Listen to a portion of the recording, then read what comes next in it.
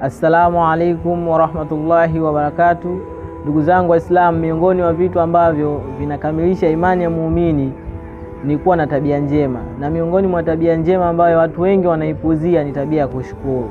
Watu wengi wanakuwa wanapuzia sana tabia ya kushukuru. Wengine wanakuwa wanashindwa sana kutoa shukrani, wengine wanatoa shukrani katika midomo tu. Mtu anakuwa anamshukuru Mwenyezi Mungu katika mdomo tu, alhamdulillah, aliyakuwa vitendo anavyovitenda katika ile neema ambayo Mwenyezi Mungu amemneemesha ni vitendo ambavyo havionyeshi kwamba yeye alikuwa anashukuru neema ile ya Mwenyezi Mungu.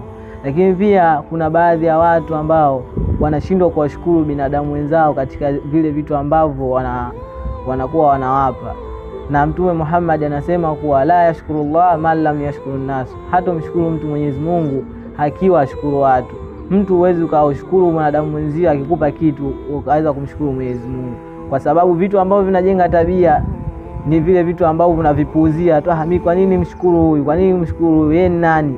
Nakuwa namtukuza. Na wahusia pamoja na kuhusia nafsi yangu, muwe na tabia ya kushukuru watu, kwa sababu tabia ya kushukuru watu inajenga tabia ya kumshukuru Mwenyezi Mungu katika moyo, mdomo pamoja na vitendo ambavyo utavitenda.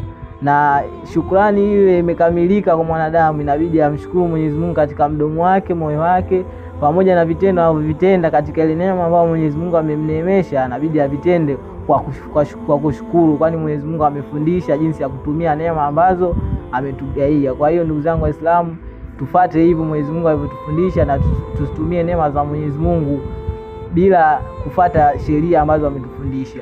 Wabillahi taufiki.